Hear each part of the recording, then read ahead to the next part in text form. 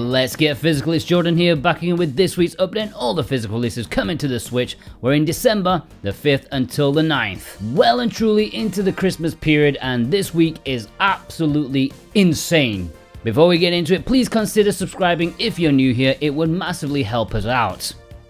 Dragon Quest Treasures is perhaps the biggest retail game this week, or maybe not, we'll see. I haven't followed this one too closely, but from what info I've sponged from it, it appears to be a rejig of the Dragon Quest Monster series, but now with real-time fights because that's the cool thing to do.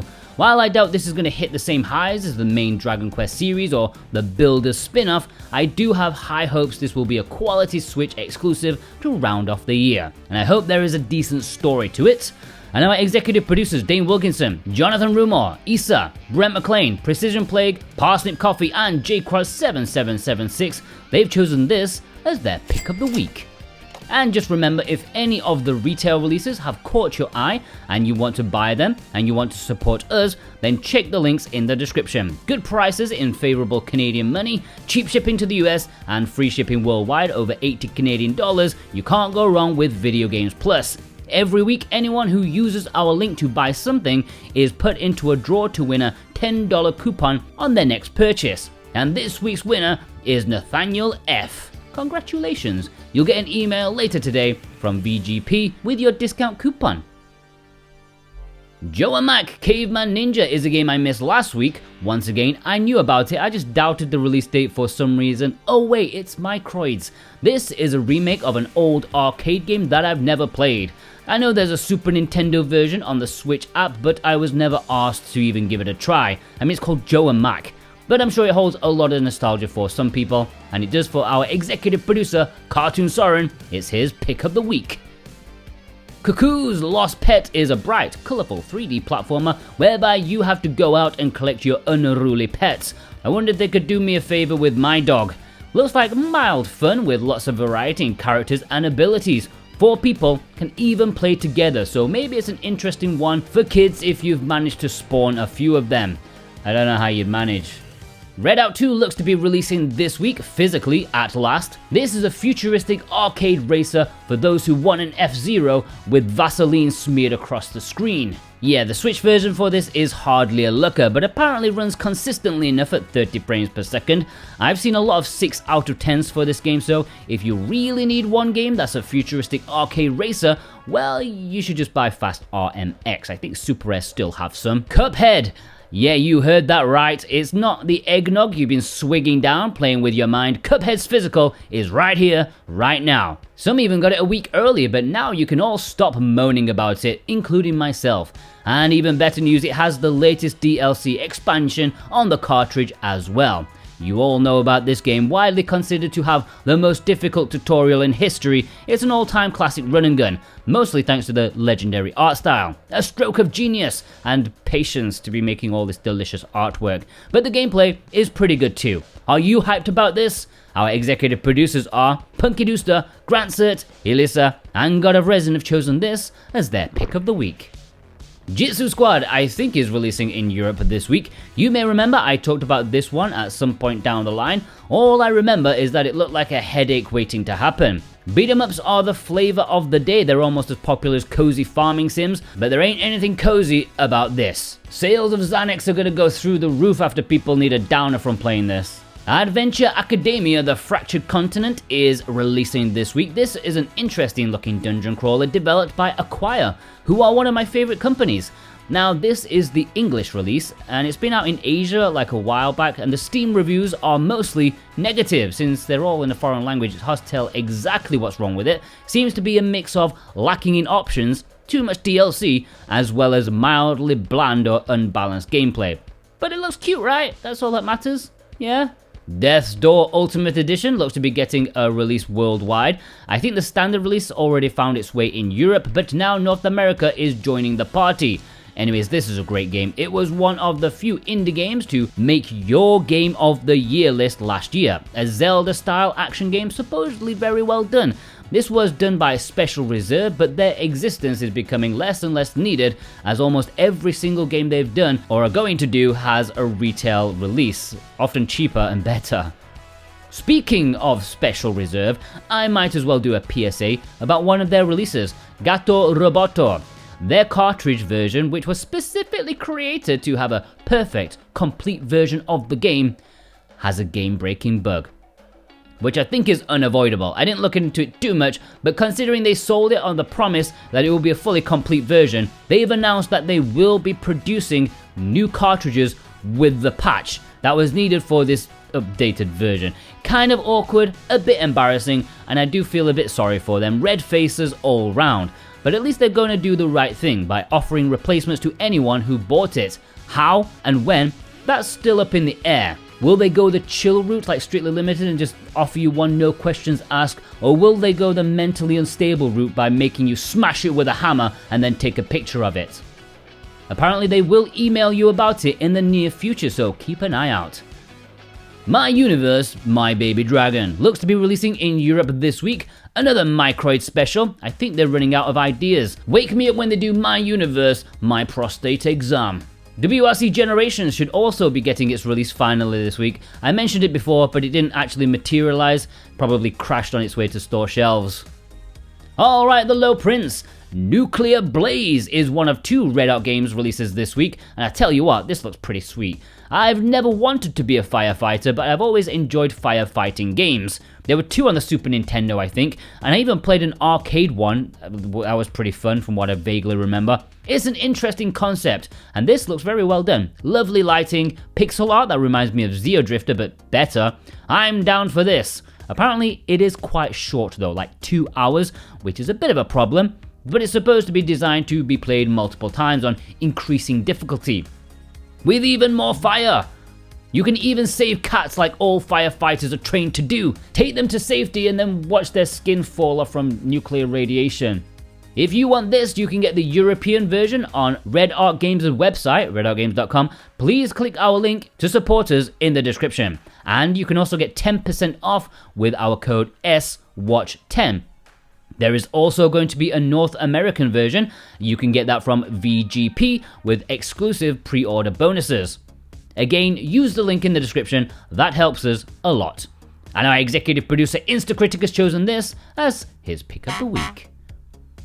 Helvetii is another Redout Games release. I don't believe this is getting a North American version, just a European one on Redout Games' website, at least for now. This is a side-scrolling action game that has definitely caught my eye. Nice art style, big characters, no room to fart as enemies come thick and fast. This game isn't out yet, so there's no way for me to tell if it lives up to the pretty cool style, but there is a demo on Steam which I could try if I wasn't a Mac moron. Again, check the links in the description to pre-order this and support us. Front Mission First is available to pre-order from Forever Limited on their website. They have 3 editions available, an unlimited one, plus 2 collector's editions which look pretty nifty.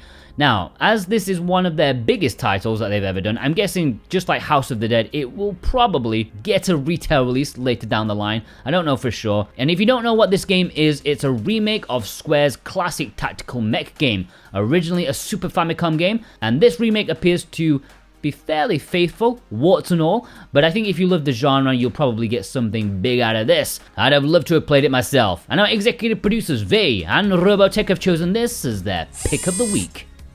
Dezatopia and Mecha Ritz is a double pack of shooters from the same developer. Indie shmups, and very good ones at that, so I'm told. One is a horizontal shooter, one is a vertical one, both are pretty awesome, and you can pre-order them right now at Strictly Limited Games.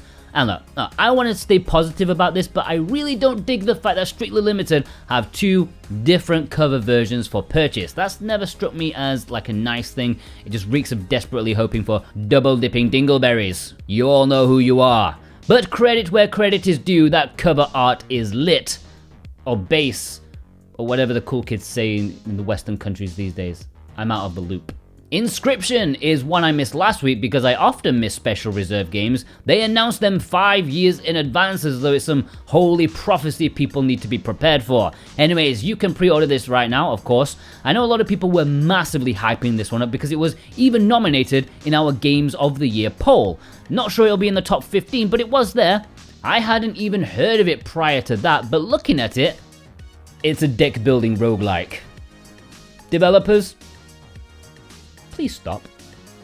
Card games, are not fun games. We know this. Everybody knows this. It's not just me. There are many people out there who feel the same way. They're just too afraid to say it. They're afraid their nerdy friends will laugh at them for not being nerdy enough. But you don't know, those friends also feel the same. It's just a circle of fear. Developers, stop it. Let's say it together. Card games are not fun games. Card games are not fun games. Sure, it was fun for the time, but my god, just stop. Do the right thing. And our executive producer Thorn Metal Luna has chosen this as his pick of the week. Tempest 4000 is Limited Run's latest blackmail game from Atari. Yeah, they're pumping more Atari games out than Atari did back when they crashed the industry 40 years ago. I'm pretty sure they have some sensitive information on Limited Run that they don't want public, hence why they're inexplicably in love with this company. Now, don't get me wrong, Tempest 4000 is probably the best of the bunch of them, though that's not hard when you try to charge $100 for Atari 2600 repros. You could buy the real things for less than $1. Piss taking out of the way, this is a really good game. Can't go wrong with Tempest, it even made the Jaguar look good. Humongous Classic Collection is their second game this week. I've been told this collection of 6 games is basically people's childhoods. Yes, I guess parents let some of their kids only play edutainment games, and these were supposed to be the bee's knees. Not sure many people were clamoring for a physical on Nintendo Switch, but hey, you know, for $30, it's harmless. Wait, it's not $30? $60! Please somebody call the police. Human sanity has gone missing. Yeah, good luck with that. BPM Bullets Per Minute is their third game this week. This is labeled as a rhythm action FPS roguelike. Don't think we have enough genres in there. I think we need to add deck building and farming sim there too. This is labeled as a rhythm action FPS roguelike deck building farming sim. Yeah, that's better. It's actually supposed to be very good. Positive reviews all round. Kinda looks like modern Doom, kicking ass and all that good stuff. Hopefully it doesn't get missed in the absolute avalanche of limited run games this week, because we ain't done yet. Lovers in a Dangerous Spacetime is their fourth game this week. I have a theory that they're contractually obliged to put pre-orders out for 2022 for all of these games, and they just signed too many games and now they're panicking, just shovel them out quickly. But hey, this game may sound familiar. Yeah, Super Rare Games did this game very early in their life, and as a result, if you wanted it now, it was one of the most expensive Switch games to get. Until right now, of course. I mean, it's a fun enough game, but really only one for hardcore collectors, and I'm pretty sure Limited Run are only doing it to piss Super Rare Games off. They must get a kick out of their public statements. It's not the only game of theirs that they've done a reprint for, which for a company that promises no reprints, it ain't a good look. Personally, I am all for reprints. I think scarcity is a negative trait and only used by businesses that are desperate for cash. But really, perhaps saying it's to piss Super Rare off is like a joking way of saying it, but I think it's a genuine tactic to undermine one of their rivals. I have zero doubts about that. Super Rare's survivability originally came from fear of missing out. Now it's a mix of that, and having good games to be fair. Many people buy them in the hope that they'll be worth money in the future. Not everyone, but a fair whack. Don't lie to yourself, it's fine.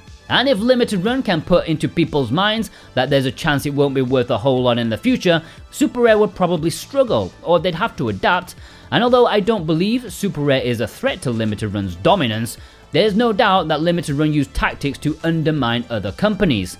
If you've seen statements from Laurel and Hardy over at Limited Run, you'll see that they use the word competitor over and over again, which if you get into, the psychology of that word, you can get into their mindset. It's both antagonistic and defensive. Limited Run will send their grandmas in as industrial spies if possible. They ain't friends with anyone, and even if the developers like them, other low print companies hate them for this kind of thing. Blocking sales, announcing products earlier than agreed, stealing product ideas, throwing a hissy fit at any sort of banter. And I don't even know what the point of this is really, because I honestly don't care. That's enough ranting about Limited Run. What do we got next? Oh, Limited Run. Yeah, there was a bit of controversy last week. I mean, when isn't there? And firstly, I'll say I'm not going to go into this a whole lot. And you guys know I would never bash Limited Run just for the sake of it. Yeah, I don't find it funny at all to nitpick their nonsense. But when the shit smells, you gotta tell someone. Sol Cresta. You know Limited Run did pre-orders for this 8 months ago. If you missed it, sorry Jimmy. Well, a Japanese release came along last week. Not that you would know, since it was regionally blocked from Play Asia and other companies at the request of somebody who shall not be named. Why? Because contractual rights. Even though the Japanese publisher is Limited Run basically, it's Limited Run's Japanese arm, Super Deluxe Games. Limited Run's excuse for this is just, it's bewildering. They've used the contractual agreement excuse, which, that's the fairest one. But then there's a good old supporting the devs card, because if you buy Limited Run, then the developers earn more money, as though Platinum games are skint. Why that's funny is because you can't even buy Limited Run's version anymore since pre-orders are closed. Therefore, blocking the sales of the Japanese version means you're stopping the developers earning more money. You've closed the door on them. Okay, with backtracking on that excuse, they said that it's because Play Asia are a competitor. Yeah, see that word again, competitor? And then back to the contracts, they did the best they could. They'd like to allow Japanese versions on their website if possible. It's out of their hands. This thing's normal in the industry. And yeah, I bet this contractual clause does happen a lot, of course it does. I mean, different publishers want to protect their sales in their allotted regions, it makes sense. Even though it doesn't make sense here because it's still Limited Run in Japan. They're still earning the money from it. Oh, but it's less money. Yeah, because Sol Cresta in Japan was much cheaper than Limited Runs. The point being, yeah, this probably happens a lot in the industry, but Limited Run are the only company in history to actively pursue it. I bet they'd turn their mothers into the police for jaywalking. Most companies would turn a blind eye because at the end of the day, they've already earned the money because they're not direct sales. They've already been sold to distributor who then sells them onto Play Asia. Limited Run can't have any direct sales anymore because it's over and done for them. Like, who cares if a few dozen copies makes it to the West? You're not missing anything. And covering it up just highlights the fact that North Americans get the short end of the stick when it comes to certain things like value for money, accessibility. Anyways, enough. You can't buy the Japanese Sol Cresta because someone needs to protect their company at all costs. And also, while I'm in such a festive spirit, let's have a rant at Super Rare Games as well. Yeah, let's sprinkle some shit flakes on this Christmas cake. I like Super Rare for the most part, and they like us too. Well, two of us. Not sure they're a fan of my feedback, but it's that time of year again. It's those blind boxers once more, and once again they are being properly shady about it because they have blind boxers, yet they're charging more than £10 more than they originally sold the games for. They're scalping their own games. Yeah, if you were hoping for a copy of, I don't know, Tokitori for example, instead of the £30 it was, the blind box is £43. It's ridiculous no one else has said anything. Am I like the only person on this planet who thinks this is massively unethical? Am I losing my mind? You could say, oh, it has nice packaging. You could say, oh, it has an extra pack of pointless cards. That is nonsense. You know it, I know it. You are taking full advantage of your sold out games being sold for higher prices on eBay and collectors groups, and that is shady as hell. You could keep back as many games as you want from selling at normal price, just so you can sell it higher later on. How do we know? There is no way to trust on how many games you have held back. It's massively disappointing, and there's no excuse. Scalping your own games is immoral. I think I need to have a label, like an SJW or something, but for like Switch collectors. I'm looking out for you guys. I was thinking Switch Physical Ethics Warrior. That's a Harry Potter joke. I mean, mine's funnier, but still, I better think of another one. I was thinking Switch Hobbyists Integrity Tits. Alright, we're heading into the imports. We're heading into Play Asia territory. Yeah, if you want to import any of the games shown here, then please consider using our Play Asia links below in the description and the pinned comment. Play Asia is always the #1 way to support us. We thank you ever so kindly for these last 3 years of supporting SwitchWatch with our Play Asia links. And of course, if you click our links, you can also get 5% off with our current discount code SWTV5. The Rumblefish 2 is releasing in Japan this week. This is a fighting game from quite a while back, a cult arcade brawler with a really nice art style. It's a mix of retro and modern, and I really dig it. This Japanese release has English, and there's a standard edition and a collector's edition which includes the first game, but as a download code. Now, as you probably know, Limited Run did pre-orders for this in North America. They did it already. And even some more recent news, this will be getting a retail release in Europe next year. So it's perhaps not as essential as an import as it once was. That can happen, but not to worry because I like Japan more. Witch on the Holy Night is releasing in Japan this week with English, a shocking event for most VN fans since it's Type Moon's first official English release of one of their games. It's not quite Tsukihime, but it's a banging one in its own right, and even more shocking is that this is going to get a North American physical release. What? Yes, early next year. So I know a few of you have ordered this already. Maybe you want to reconsider, wait for the Western release. It's up to you, but it's out in Japan this week. And our executive producer Jennifer M has chosen this as her pick of the week. Horgihugh and Friends and Enryuu Seiken Xiao-Mei is an interesting one because it's potentially an import, not one that I rush out to buy or anything, since the first game does not have English for the Japanese release and it already got a Western physical thanks to Axis Games. The second game doesn't have English either, but it's a retro arcade style title, kind of like Kung Fu, so I don't think English is entirely necessary. And there's been no Western release for this either, so it may be one to think about. Yeah, just to think about it. And Japan, they're going nuts this week. They also have these releases, only one of which has English, but we already have It Takes Two, but it's a travesty the others don't. And just a heads up, Romancing Saga Minstrel Song did release last week. Yes, the power of wishful thinking actually worked. It released Friday technically, but PlayAsia should be shipping most of them today. So if you did not watch my review, go check it out. I was surprised how few people watched it. Usually a JRPG does well for us, that's why they're worth the huge time investment, but somehow you're all more interested in Schoolgirl Samurai. That says more about you than me, ladies and gentlemen. I just feed you what you want, don't blame the chef. I don't know what I'm talking about, this episode is manic and I'm exhausted already. But hey, let's keep going. Apologies if there's lots of ads, it's Christmas and Daddy's gotta provide. Before we get into the community spotlight, it's time to take a look at my spotlight. This week we have an actual game, and I'm gonna go with a game that I think would be a really fun present for a loved one. Yeah, maybe it's not for the general let's get physical audience, you 35-year-old men, but I think this one could be fun for a friend or family member, especially if they like cats.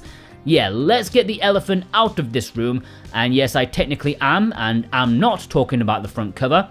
Work out what I just said yourself, okay? It's a funny way to try and sell your game, but that's what this game is. Calico is all about that. It's a game that doesn't care about what you think of it, and I respect it for that. It's an ultra relaxing game that will make you cozier than you've never been before, which is great during the winter with the energy crisis. This will warm your cockles. You wander around town doing tasks for people. You have an animal cafe that you need to build up and fill it with animals. Of course you do. It's ludicrous in every aspect and I do like it. Anyone can pick it up and play and either laugh or you can awe at its cuteness. And if you want it yourself or for your loved one for Christmas, check the links in the description to buy at Red Art Games. If you click our link and buy it, you will support us at the same time. And you can also get 10% off with our discount code SWATCH10. Alright, on to you lot. Just a quick, what time are we at like 30 minutes right now? I don't even know. Breathe. Hamster with a Flamethrower picked up Genso Wanderer Lotus Labyrinth R, the recent low-price re-release of this import exclusive with English. It's always a treat when you find a new import exclusive. Makes my day. Michelle Katani, thanks for using our links to purchase this bunch of games. I also bought the collector's edition of 16-bit Cotton Double Pack, but I sent it to my mom's in England. Can't wait to get home in the next 15 years. No Face often gets games ahead of Street Day. I bet he works in a game store. He got in Cuphead very, very early, looking very lovely. Manji was lucky enough to get Soul Cresta. I think if you live in the region or you pre-ordered it already, you were good, but now you'll find it more difficult. Executive producer Instacritic sent in this photo showing off a variety of titles, as always, including a couple of more obscure stuff like Four Tales and Doctor Who. Super Arcader sent in this photo showing off some nice imports. Signalis is one of my favorite games of the year. I personally nominated it in the Game of the Year vote. Yeah, it probably won't make the top 15 though. Sad times. Our man in Japan, Vei, sent in this picture showing off a nice chunky binding of Isaac, the Japanese version. Big old box. I don't know if that's the standard version or there's a collector's edition. I'm not sure about that. Psych Villain, thanks for the donation. They also got in Signalis with the very striking red, goes very well alongside Sifu and Death's Door. Colors work together nicely. Executive producer Elisa sent in this photo showing off It Takes Two, which she already completed with another executive producer of ours, Thorn Metal Luna. Yeah, they completed it, and I saw it in the Discord. There's a Beat It section where people write about games they've just completed. So yeah, I read it's there. I don't have spy cameras in your house, okay? Radio to Rancid sent in this photo with the collector's edition of Trails from Zero. I think some people will be rather happy with our Games of the Year video. This may be making an appearance. And yeah, it is an old game, but it's the first time it's released in English, so it's allowed. Plocking sent in this photo showing off a whole lot of turtles. Again, Shredder's Revenge might be making an appearance. Executive producer Cartoon Soren sent in this photo of a double helping of Pokemans. That reminds me, I still need to buy my daughter her Christmas presents. Gotta get on that. Peter Clark picked up these two, Doraemon and Return to Shiranagasu Island, two very nice games indeed.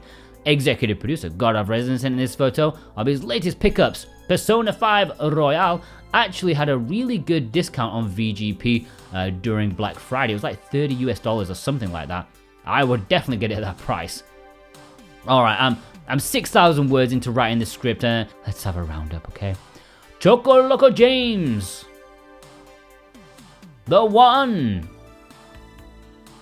Kill. Pabs. Black Star.